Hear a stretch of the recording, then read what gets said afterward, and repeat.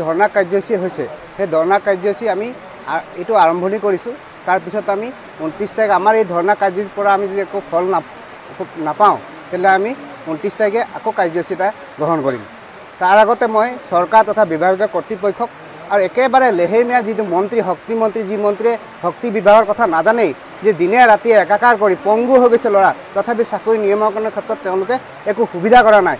আমিও এইবাৰ চাইলোঁ আমাৰ 5,000 যি কৰ্মী আছে সেই কৰ্মীসকলৰ এওঁলোকে এনেকৈ এখন নাটক ৰাজনীতি কৰিলে, আধা ল'ৰা নাম আহিলে আধা ল'ৰা নাম নাহি আমাৰ মাজত বিভেদৰ সৃষ্টি এটা যিটো কৰিছে এই বিভেদৰ সৃষ্টি আমাৰ মাজত নাথাকে কেতিয়াও। এইটো মই আপোনালোকৰ দ্বাৰা তেওঁলোকক জনাব বিচাৰিছোঁ।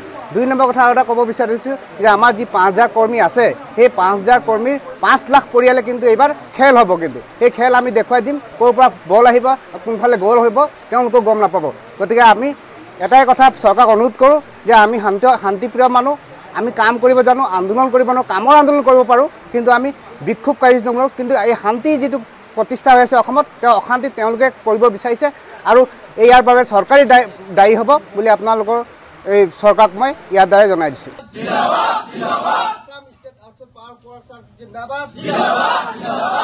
ধৰ্ণা কাৰ্যসূচী হৈছে সেই ধৰ্ণা কাৰ্যসূচী আমি এইটো আৰম্ভণি কৰিছোঁ। তাৰপিছত আমি 29 তাৰিখ আমাৰ এই ধৰ্ণা কাৰ্যসূচীৰ পৰা আমি যদি একো ফল নাপাওঁ তেতিয়াহ'লে আমি 29 তাৰিখে আকৌ কাৰ্যসূচী এটা গ্ৰহণ কৰিম।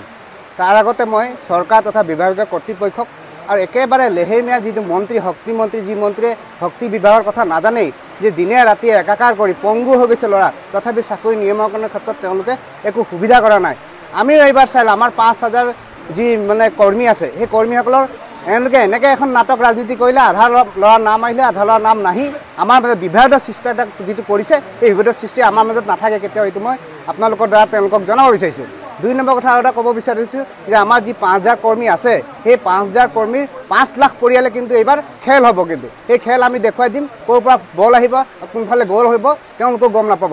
গতিকে আমি এটাই কথা চৰকাৰক অনুৰোধ কৰোঁ যে আমি শান্তিপ্ৰিয় মানুহ, আমি কাম কৰিব জানো, আন্দোলন কৰিব জানো, কামৰ আন্দোলন কৰিব পাৰোঁ, কিন্তু আমি বিক্ষোভকাৰী নকৰোঁ। কিন্তু এই শান্তি যিটো প্ৰতিষ্ঠা হৈ আছে অসমত অশান্তি তেওঁলোকে কৰিব বিচাৰিছে আৰু ইয়াৰ বাবে চৰকাৰী দায়ী হ'ব বুলি আপোনালোকৰ এই চৰকাৰক মই ইয়াৰ দ্বাৰাই জনাই দিছোঁ। যিকোনো খবৰৰ বাবে যোগাযোগ কৰক 7099017330 আৰু 7099017110 নম্বৰত।